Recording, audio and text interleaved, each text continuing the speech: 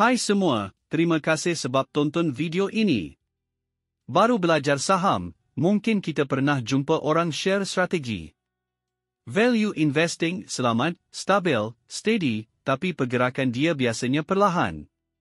Growth investing potensi untung lebih tinggi, tapi turun dan naik dia pun lebih tajam. Tapi, apapun strategi yang kita pilih, ilmu baca bisnes dan disiplin diri tetap paling penting. Kalau kita tak jelas kenapa beli, bila nak keluar, apa target kita, dan bila nak review semula. Itu bukan melabur, itu meneka saja. Dan meneka jangan dijadikan tabiat dalam saham. Ingat, masa modal kecil, fokus utama ialah besarkan modal dulu. Bila modal dah besar dan stabil, baru kita fikir nak defend portfolio lebih kuat.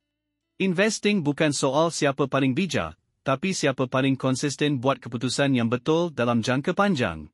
Kalau ini membantu, tekan follow dan like. Terima kasih ya.